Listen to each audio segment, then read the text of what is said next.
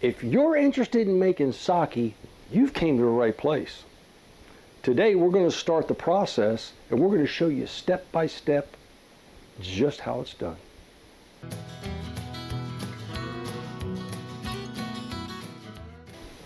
Well, let's get right down to it.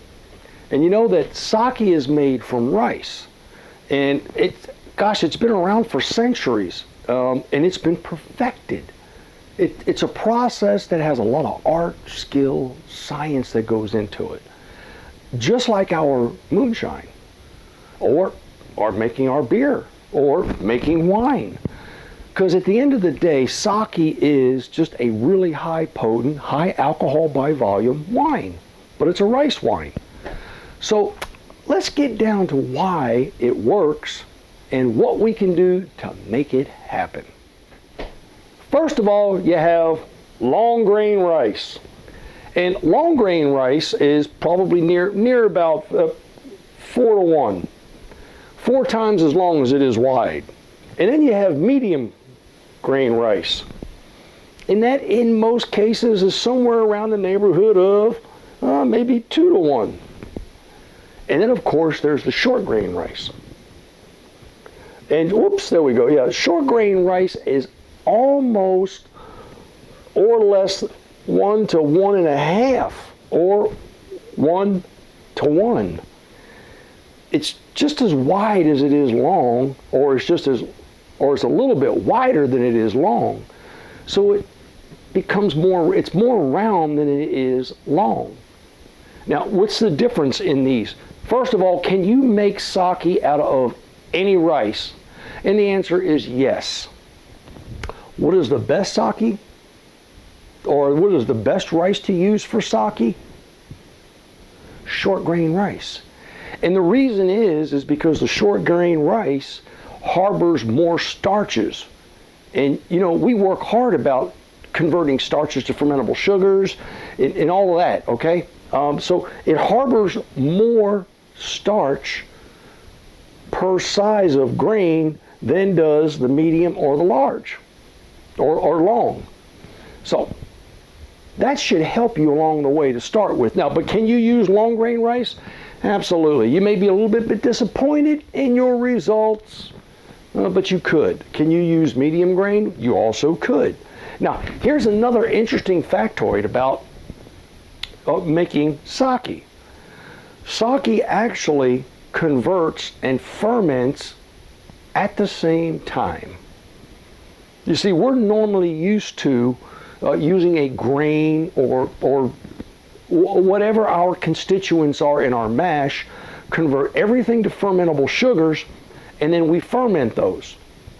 Well, in the case of sake, we're going to use a rice that we cultivate. Nah, we're not going to cultivate, we're going to modify. And we're going to turn this into I like to call it an amylazistic type of a rice that can convert other rice to fermentable sugars, and at the same time, while it's doing that, it's going to ferment. So it will actually be converting and fermenting at the same time. You follow me? All we're going to do is just condense the process, but it's necessary with rice as opposed to grains. Let's walk through this. Okay, in order to get a rice that is suited for sake, the main thing you do first, and we're going to do our recipe, we're going to follow it step by step, it's 400 grams of short grain rice. I've already explained why that's important. And 400 grams for those who are stuck in the old archaic measurement system is a little bit less than a pound, okay? We'll take 400 grams of rice and we're going to soak it for about an hour and a half. Just soak it in tepid water. Tepid water is just sort of like room temperature, okay? All you're going to do is soak the grain, and that just prepares the grain for the follow-on process, and this is very, very important. When you make the rice itself, you don't want the rice to come in contact with any water after the soaking. So you'll use either a pot with a strainer in it, and it's got all these holes in it, and you'll put the rice in there, and you'll boil this water, and you're going to steam the rice. So the rice never comes in contact with the water. Follow me?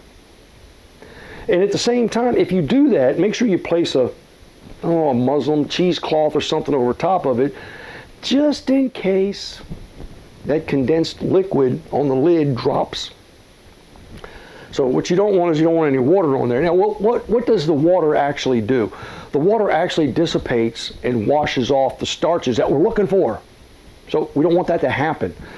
And when you're using a small grain rice, it's going to be very sticky and kind of clumped together, and that's a good thing. So that's what you want to have happen. So we're going to use a rice cooker, and in the rice cooker you have a basket that sits right here with these holes in it, and we're going to place a cloth across there. We're going to add our rice, and then we're going to turn the rice cooker on, and we're going to turn it on to steam. So there's many ways of doing this, and you don't necessarily have to use a rice cooker.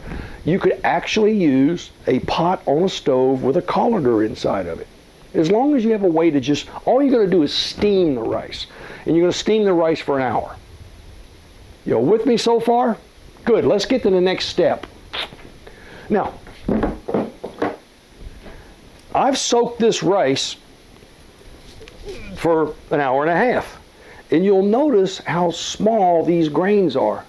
And you'll see that they're round. And they're very small as opposed to a long grain or a medium grain rice. Now, I also have, I picked this up in my local store, Valverde. This is a medium grain rice. And it is just as good, but it's a medium grain rice, and it's not, I mean, it'll work, but not recommended. Short grain rice is always better. So let's set this aside. This is one I'm using right now. Yep, it's got a whole lot of writing on it that I'll never understand, but I do know that it's a short grain rice. And it's very good for making a, well, I guess we can call it a starter. And I also have a little bit of, I got 4 pounds of sweet rice, and I'm going to do that. That's going to be another test that I do with something. I don't even want to get into that yet. All right, here's the process. Now we take the 400 grams, a little bit less than a pound of rice, and we're going to steam it.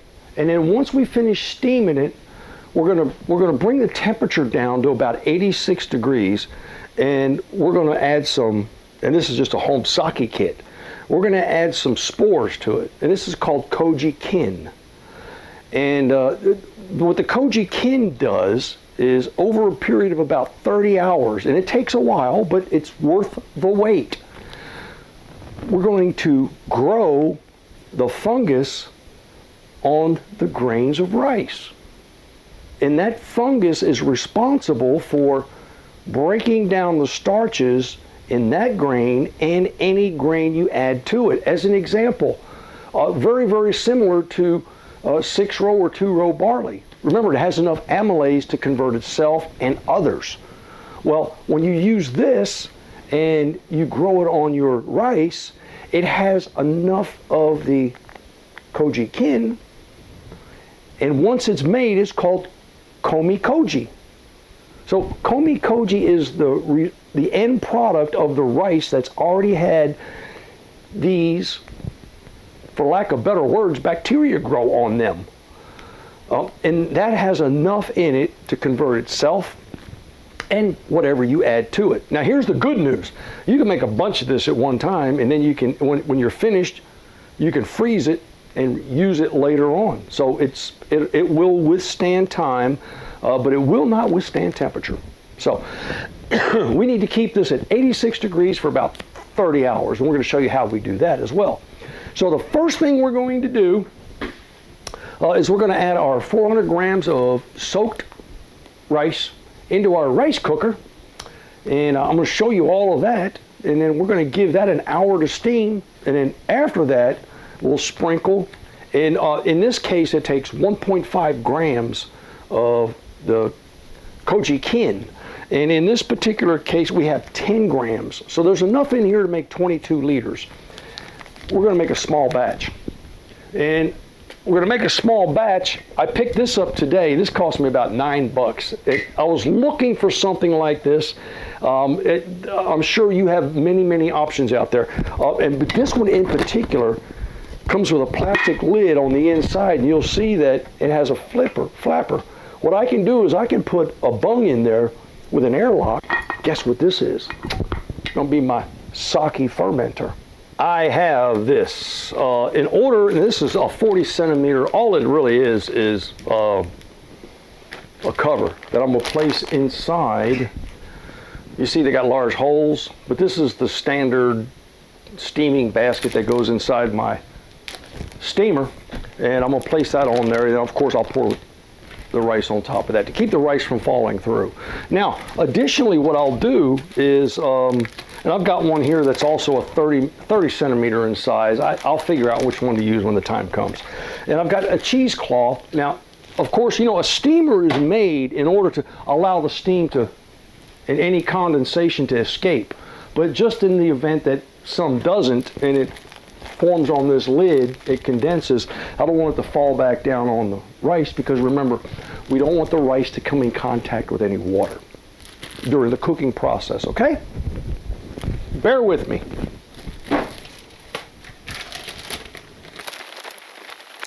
All right, now I've got 400 grams of short grain rice that's been pre-soaked, and we're going to steam this. Now, when it's finished, we'll know it's done after the hour, but it will be sticky. It will kind of clump together, and when you bite it, it should have a firmness to it. We'll be ready to go on to the next step and start growing some fungus on it, and that fungus is going to make a what do I call that?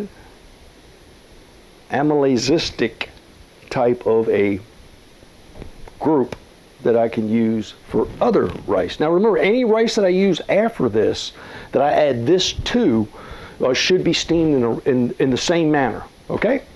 Here, let's do that. So I'm going to place this in here, and we're plugged in, power on, and steam. So we'll let that thing steam for an hour, and when that hour is complete, I'll show you that, and then we'll move on to the next step. Now, these grains of rice, what will happen is you'll have all these little grains of rice, and over a period of 30 hours at 86 degrees, they will start to grow a little bit of fuzz, and we'll be able to see that on all the grains, and we're going to show you that. About every 10 hours or so, we'll go inside and we'll kind of stir it up just to make sure that they get spread out all over. What's important is that initially when you spread that, you want to sprinkle these Koji kin on top to equally distribute it across your rice bed. Boom. Tell you what, this gets better with time. Well, we have returned, and now our rice is finished, and I wanted to show you this, that you see I've got that cheesecloth on top that collected any water that dropped off the lid as it was condensing from being steamed, and none of this rice has been in contact with water. And remember I told you it would be, oh yeah, it's hot, but of course it's nice and sticky and firm. So I've got a small, I'm not really sure exactly what to call this, but it's going to work. And we're going to put our Koji kin in this. We're going to transfer the rice to another container, cool it to 86 degrees Fahrenheit. We're 30 degrees Celsius, centigrade. And then we're going to sprinkle our Koji kin across the whole top of that and start the next process. Stick with us. All right, now here's what I have. I've got a Pyrex bowl here that, as a matter of fact, I used a Brillo pad just lightly, just to make sure everything was clean off the glass. and it's clear. So what I'll do is take advantage of an opportunity that we all have, since we know that at the right temperature, with the right components, the bacteria can grow very, very rapidly. So we're going to sterilize it. And what I'll do is I'll just spray, there we go, I'll just spray some Star San in there very quickly. And now I'm going to transfer my rice into this bowl, and then I'm going to make sure that it's at the right temperature. And that is 30 degrees centigrade or 86 degrees Fahrenheit. And then we're going to add our Koji kin. We'll cover that with tin foil. Because the key to success here is over the next 30 hours, the two things I want to happen. I want to make sure that it remains at that temperature, but at the same time, I want to make sure that it doesn't dry out. So that's kind of critical. So just stick with that, and then over a period of time, we'll show you some of those results on the next video. And what will happen is you'll start to see this fuzz start to grow. And at the very end, if we bite one, we should notice that it's a little bit sweet. You ready? Let's do this.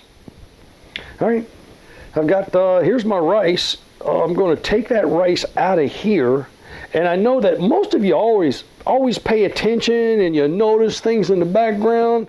Look at that sticky rice. And you'll see that I've got my George's Saddleman's Cut 80 proof. Don't ask me for the recipe. I've got these 4 bottles left.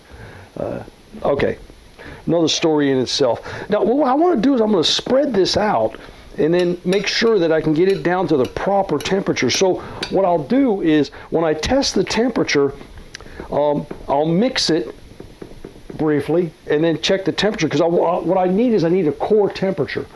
So that, you know, because of course sometimes it's hot in the middle, it's cold on the outside, so you have to keep mixing it to make sure that you get the right temperature.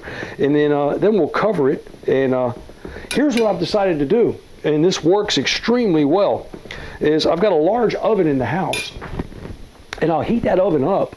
The lowest heating is 170 degrees. I mean, my goodness, I really don't need that much, but what I want to do is I want to get it to 86 degrees, somewhere around that neighborhood, and then I'll turn the oven off and I'll place this in the oven and close it. Now the insulation in an oven will maintain that temperature for an extended period of time, and what I'll do is I'll check it on a routine basis about every time I'm supposed to go in every 10 hours and mix this. I'll be able to check the temperature, and if it's a little bit off, maybe I can adjust it a little bit. So we'll do that. Okay.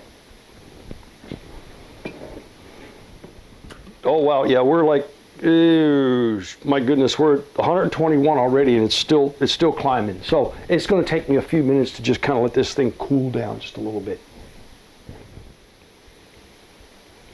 We are at 88.3, which means that, okay, we've got our rice cooled down, and my perfect temperature is 86. But right now, at this point, I can add my Koji kin in order to make Koji.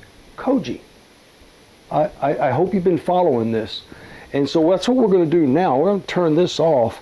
And through the whole process, I've had it covered with a piece of tin foil, because remember, two things that we want to make sure. We want to make sure we maintain the temperature and that we do not lose any humidity. So I will place a rubber band around that lid that I have there. That's just a tin foil lid. I'll place that around there, and we're going to put that in an oven. And let me put the Koji kin in first.